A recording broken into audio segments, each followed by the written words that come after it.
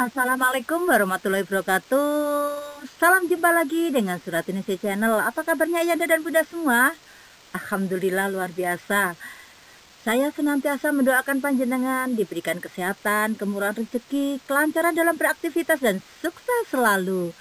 Yanda dan Bunda, kali ini saya akan sharing tentang kurikulum operasional Satuan Pendidikan atau KOSP edisi Kurmer Revisi tahun 2024. Jadi jangan di skip. Oke, lanjut.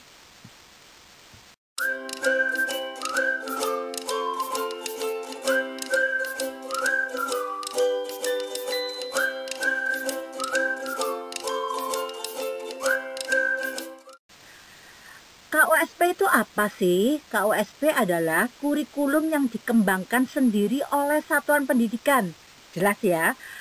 Kurikulum yang dikembangkan sendiri oleh satuan, oleh sekolah itu sendiri, dengan merujuk pada kurikulum nasional. Satuan pendidikan diberi kewenangan dan keleluasaan untuk mengembangkan kurikulum operasional sesuai dengan karakteristik satuan dan peserta didik.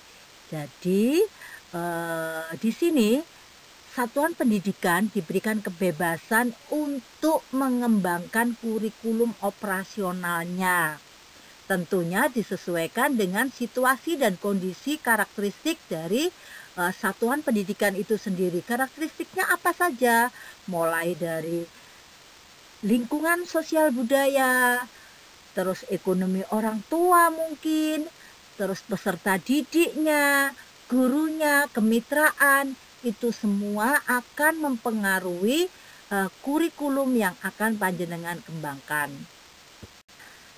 Nah, ketika kita mau menyusun kurikulum, ini prinsipnya satu, panjenengan harus tetap memprioritaskan peserta didik. Jadi semua kegiatan program yang panjenengan susun, yang Yanda dan Bunda susun, berpusat pada peserta didik, yaitu pembelajaran harus memenuhi keragaman potensi, kebutuhan perkembangan, dan tahapan belajar, serta kepentingan peserta didik. Terus kontekstual, menunjukkan kekhasan dan sesuai dengan karakteristik satuan pendidikan, konteks sosial budaya dan lingkungan tentunya. Lalu esensial, yaitu memuat semua unsur informasi penting dan utama yang dibutuhkan dan digunakan di satuan pendidikan. Akuntabel, dapat dipertanggungjawabkan karena berbasis data dan aktual. Lalu melibatkan berbagai pemangku kepentingan. Siapa saja di sini? Tentunya ada kepala sekolah, ada guru sebagai pelaksana, ada pengawas, ada komite. Ini diajak rembukan, diajak untuk berdiskusi. Nah, Yanda dan Bunda, ini komponen kurikulum operasional satuan pendidikan, yaitu satu, kita akan membahas karakteristik satuan pendidikan itu sendiri. Kemudian, visi dan misi serta tujuan dari satuan pendidikan. Ketiga, pengorganisasian pembelajaran, dan keempat, perencanaan pembelajaran. Lalu bisa juga ditambahkan yang kelima, pengembangan profesional guru. Jadi dalam penyusunan KOSP tidak ada ketentuan format ya, sehingga penyusunan dapat disesuaikan dengan kebutuhan dari masing-masing satuan pendidikan itu sendiri. Oke Anda dan Bunda, kita bicara tentang karakteristik. Karakteristik satuan pendidikan berisi gambaran mengenai peserta didik, tenaga pendidik, tenaga kependidikan, dan sosial budaya masyarakat setempat. Penting bagi satuan PAUD untuk dapat mengenal karakteristiknya dengan terlebih dahulu melakukan analisis konteks. Analisis konteks dilakukan dengan mencermati visi misi dan karakteristik pendidikan, serta menggali informasi tentang karakteristik lingkungan dan masyarakat setempat. Informasi atau data dapat diperoleh melalui diskusi dengan kepala sekolah dan pendidik, serta kuesioner atau wawancara dengan orang tua dan masyarakat setempat. Hasil analisis konteks dapat membantu satuan PAUD menemukan potensinya. Contoh ya, kita menganalisis tentang sosial budaya. TK kita itu terletak di mana sih? Kalau misalnya terletak di industri, berarti di situ tentunya orang-orang yang ada di daerah industri itu heterogen ya, karena banyak pendatang dari luar yang bekerja di pabrik tersebut. Ada suku Jawa, ada suku Sunda, ada suku Bugis, ada suku Madura, bercampur aduk di situ. Satu. Terus kedua, kalau TK kita berada di daerah industri, pasti di sini lahan bermain anak itu berkurang. Karena apa? Rumah-rumah dibangun untuk tempat kos-kosan, seperti itu. Nah, ini kita tulis, ini yang akan mempengaruhi ya, akan mempengaruhi nanti visi misi kita, tujuan pendidikan kita. Jadi harus ditulis dengan sesuai data dan fakta yang ada. Terus peserta didiknya bagaimana? Tentunya juga beragam, karena dari pendatang-pendatang tersebut anaknya juga beragam, tidak hanya misalnya ini di daerah Jawa ya, Surabaya itu kan ada Rungkut Industri ya. Tidak hanya orang-orang Surabaya saja, tapi orang-orang dari luar. Yang sekolah itu yang mempunyai anak kan orang-orang dari luar. Nah, ini tentunya budayanya juga bermacam-macam.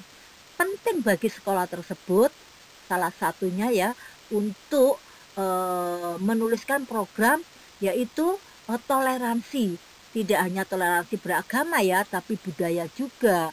Toleransi terhadap suku dan agama, budaya, toleransi kepada kehidupan sosial. Jadi seperti itu kita kenalkan ke anak. Karena apa?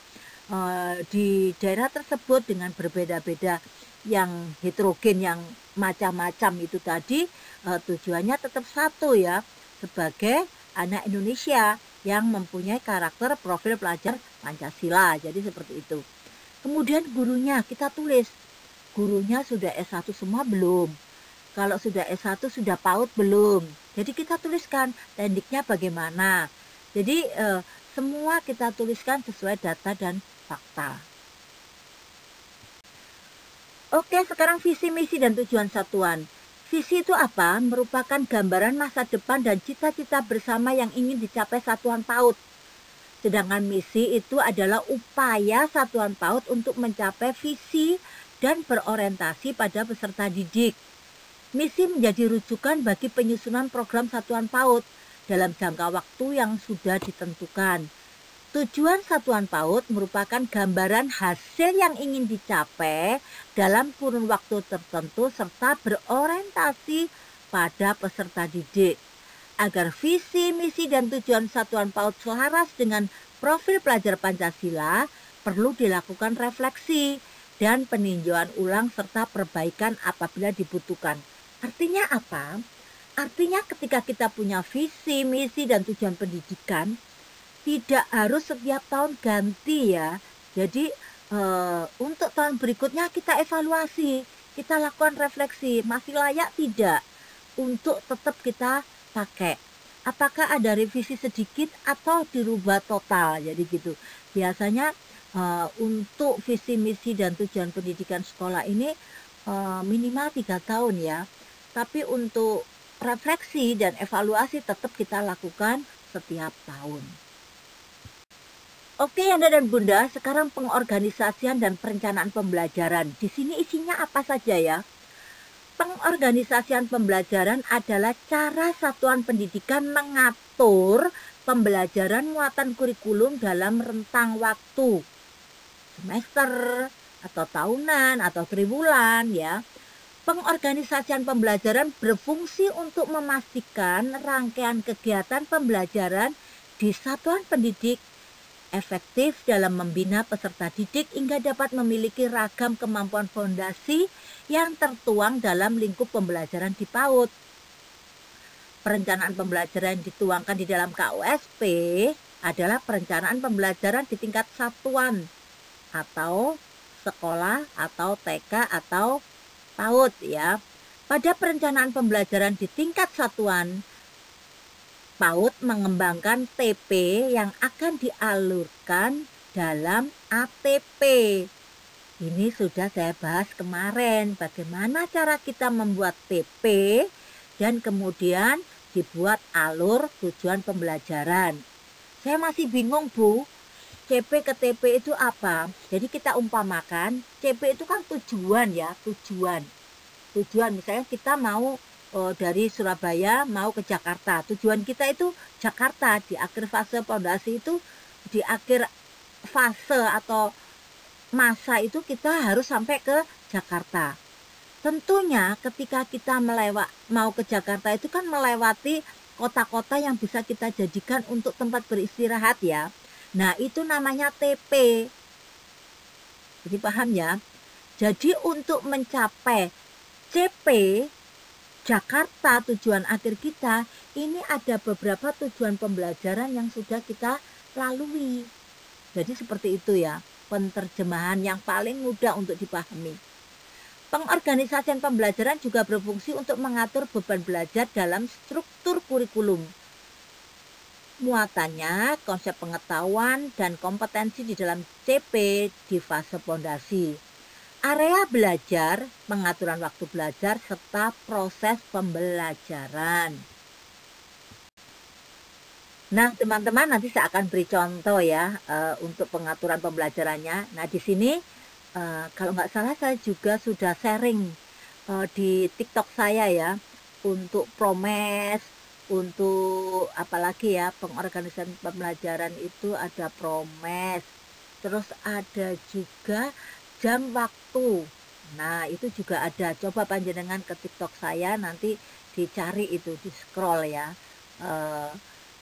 Kalau tidak salah barengan dengan saya setelah saya sharing tentang CP baru itu ada pengorganisasian pembelajaran. Panjenengan boleh untuk di save di ATM ya, diamati, ditiru dan dimodifikasi silakan ya Promes saya. Tapi nanti di deskripsi akan saya bagikan link di Google Drive, panjenengan bisa unduh ya untuk dipelajari Promes saya itu yang bagaimana, prota saya bagaimana, nanti monggo diunduh.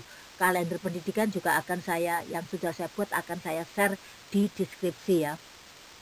Oke, kita kembali ke pengorganisasian pembelajaran itu ada 3 isinya ya, intrakurikuler, kokurikuler, dan ekstrakurikuler.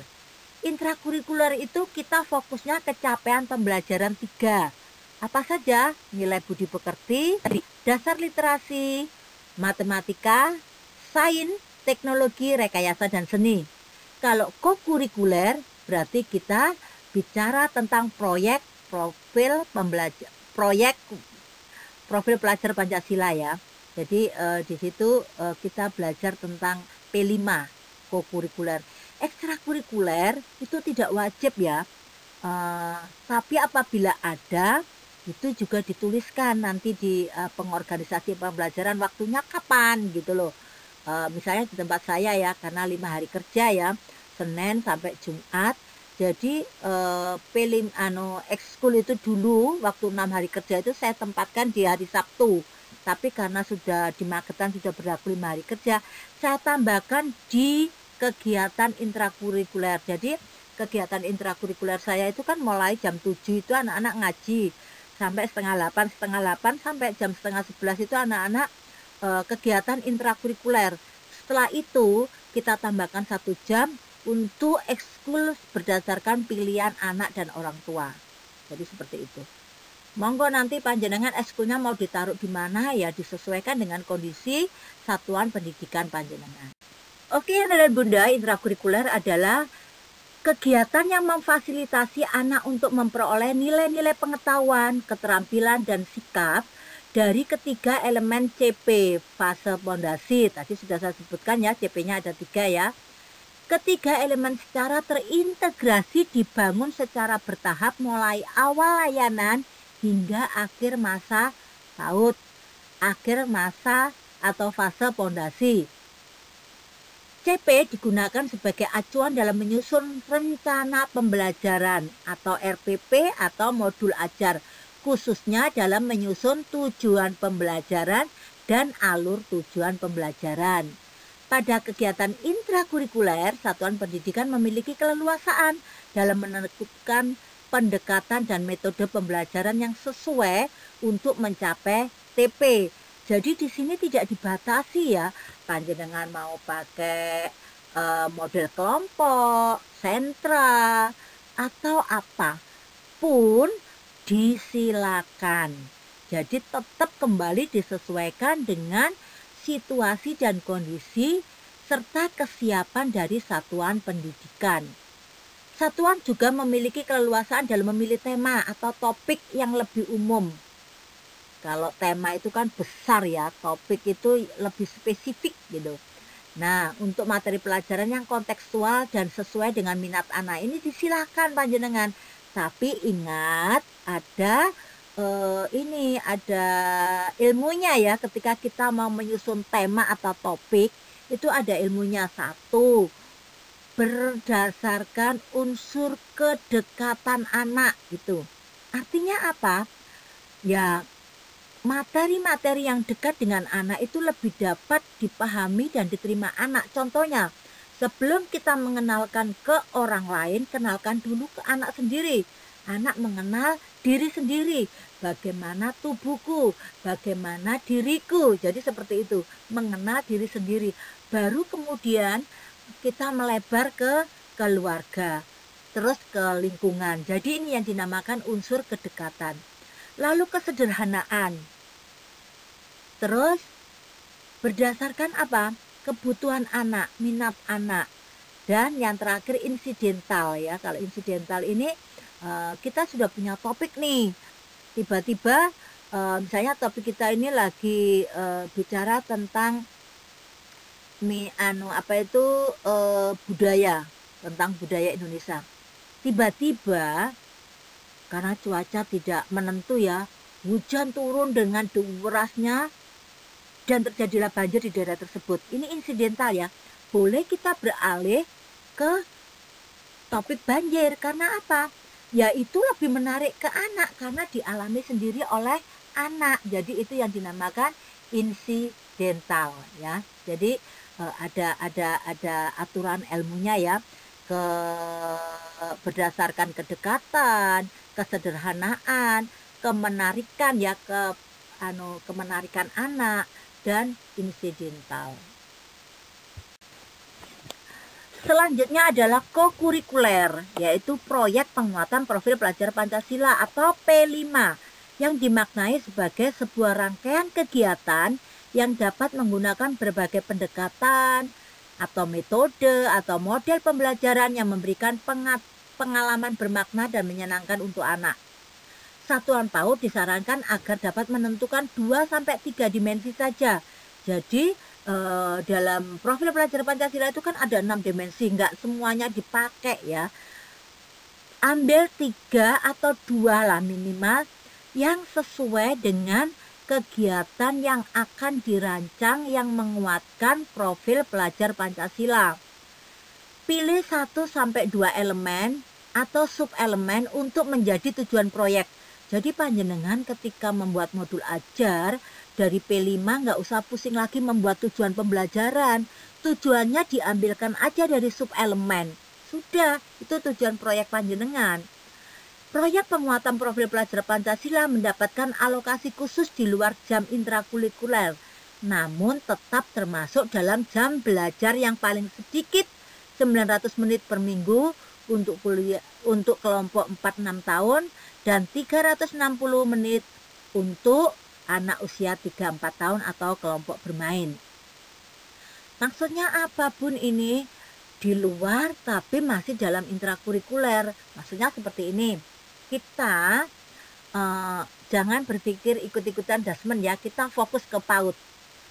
PAUD itu seperti yang saya sampaikan di sekolah saya itu kan 5 hari kerja ya. Dimulai 7:30 sampai 10:30. Jam 7 itu untuk ngaji ya, untuk kegiatan kerohanian ya. Jadi 7:30 sampai 10:30.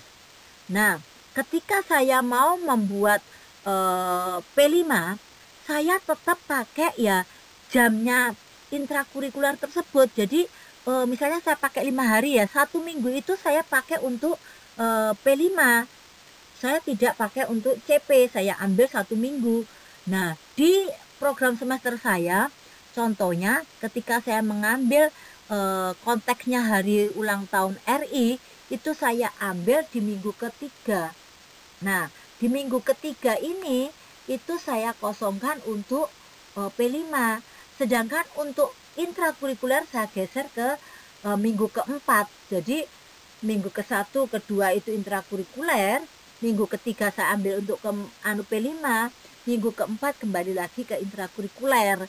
Karena kalau P5 itu tujuan kita kan untuk mencapai dimensi yang ada di profil pelajar Pancasila. Tapi kalau di intrakurikuler tujuan pembelajaran kita untuk mencapai 3 capaian pembelajaran itu tadi. Itu bedanya ya.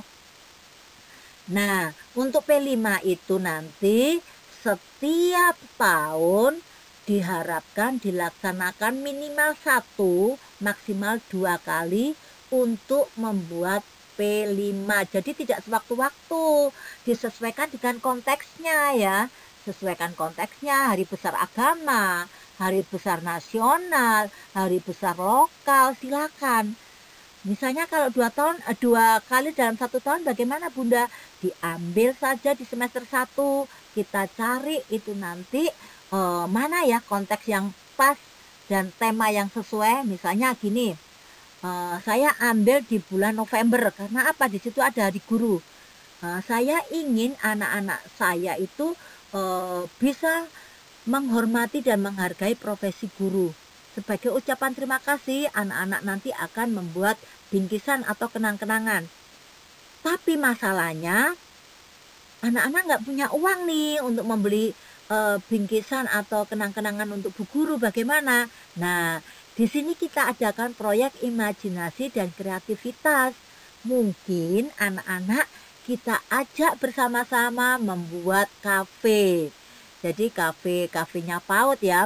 Di situ anak-anak kita ajak merancang apa saja yang dijual, apa nama kafenya, terus setelah itu siapa yang bertugas, terus siapa yang diundang untuk membeli, terus nanti setelah uangnya terkumpul, lalu dihitung, modalnya dikembalikan, mungkin modalnya tadi dari Bunda.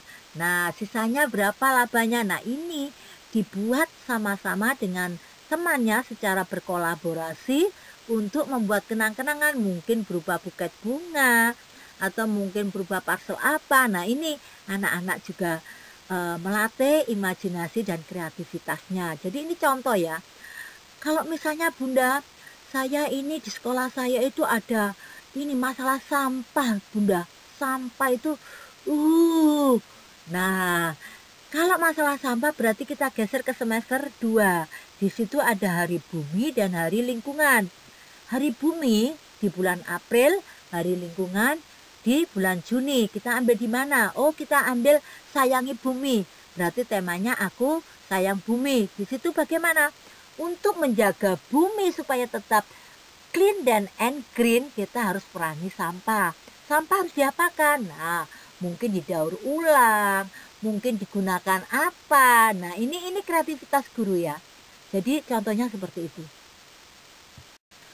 Lalu mengapa proyek penguatan profil pelajar Pancasila terpisah dari kegiatan intrakurikuler? Karena proyek penguatan profil pelajar Pancasila bermaksud mengenalkan isu-isu prioritas nasional kepada peserta didik sedari dini seperti terkait perubahan iklim, budaya perdamaian, toleransi, dan sebagainya. Proyek penguatan profil pelajar Pancasila dirancang untuk langsung menyasar pengembangan karakter yang tercantum pada profil pelajar Pancasila, yaitu di 6 dimensi. Nanti next ya, setelah ini saya akan membantu bagaimana panjenengan mengembangkan 4 tema besar yang ada di profil pelajar Pancasila itu menjadi topik-topik menarik yang bisa diangkat untuk menjadi isu di proyek penguatan profil pelajar Pancasila. Oke. Baik, Yanda dan Bunda, Di sini saya memberi contoh ya, pengorganisasian dan perencanaan pembelajaran TKB. Ini apa itu versi lengkapnya ya. Di sini ini saya ambil elemen dari CP ya. Ada nilai agama budi pekerti, ada jati diri, saya ngambil 2 aja.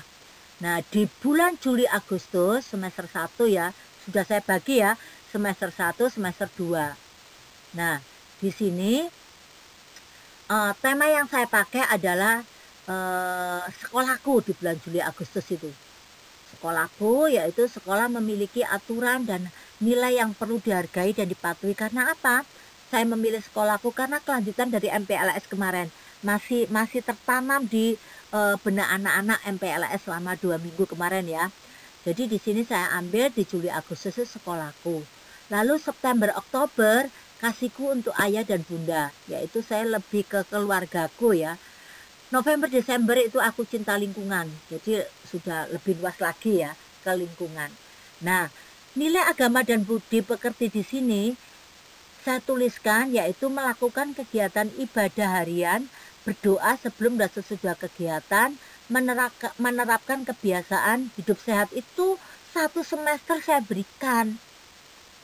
Nah, di Juli, Agustus sampai Oktober itu anak-anak saya ajak untuk mengkonsumsi makanan sehat dan bergizi sesuai dengan kebutuhan hariannya. Di November Desember sudah melaksanakan kegiatan toilet training, sudah saya ganti itu.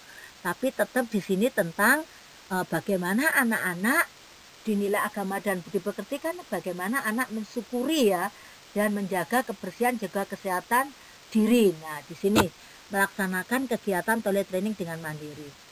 Lalu masih di Juli dan Agustus itu bersyukur atas segala yang ada pada dirinya, menghargai hal-hal yang berbeda dari dirinya melalui perilaku dan ucapannya. Kemudian di November Desember mengucapkan kata maaf, minta tolong, terima kasih, 4 kata ajaib itu ya kita kenalkan. Terlambat pun enggak. Kemudian di Januari Februari sudah beda lagi. Januari sampai Juni saya mengajak anak-anak mampu berpartisipasi dalam menjaga kebersihan lingkungan.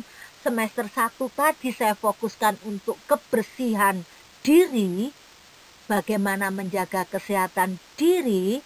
Maka di semester 2 sudah saya ajak lebih luas lagi, yaitu bagaimana menjaga kebersihan lingkungan.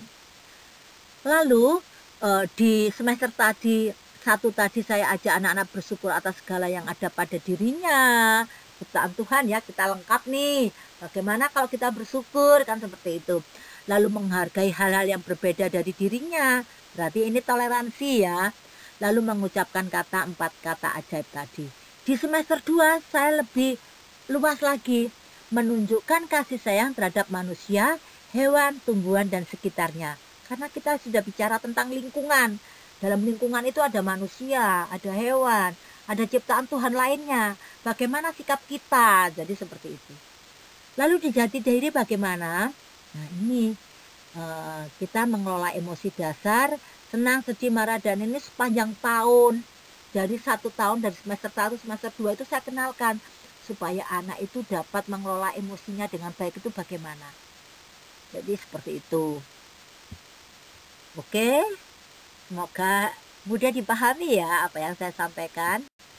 Ini contoh dasar-dasar literasi ya, di mana saya menempatkannya ya untuk untuk TP-nya di semester 1 dan semester 2. Bila ada pernyataan seperti ini, Bun, saya kalau mau melepas TP dan ATP-nya disendirikan di lampiran boleh tidak, Bun?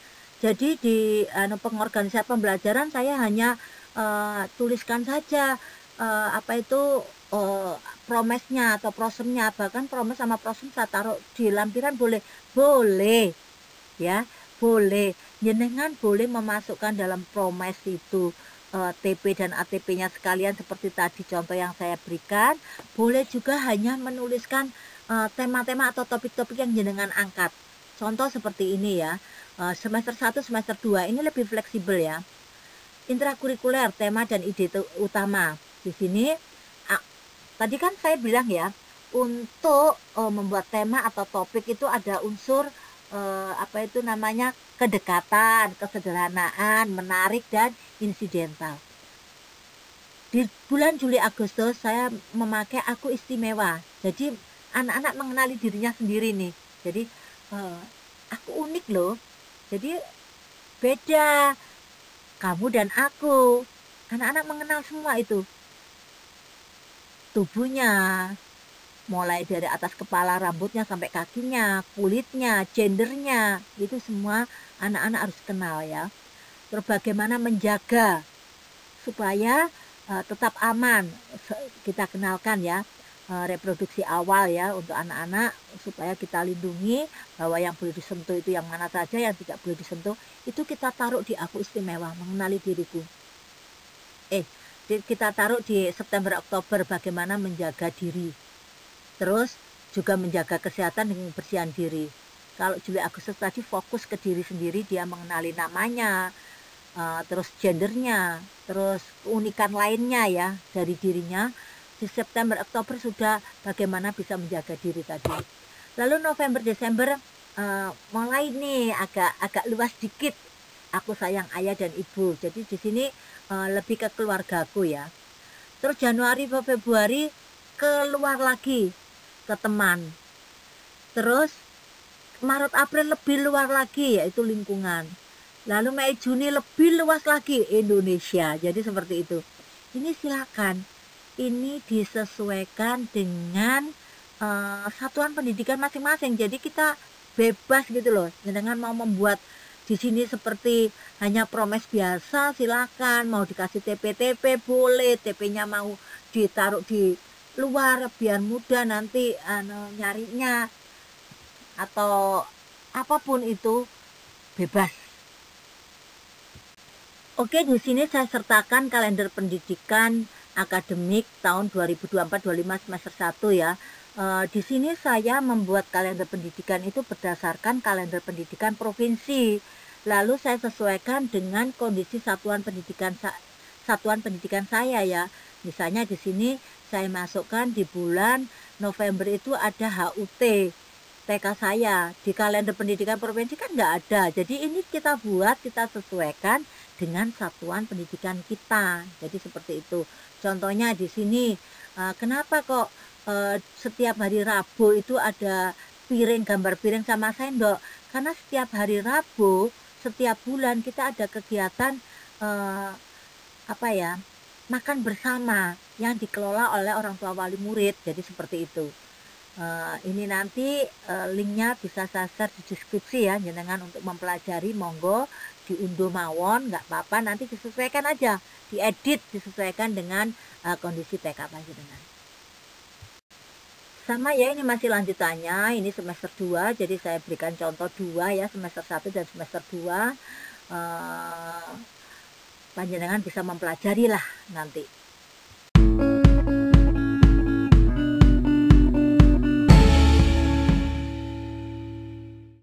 Oke, Yanda dan Bunda, itu yang bisa saya sharingkan ke panjenengan untuk sharing saya kali ini.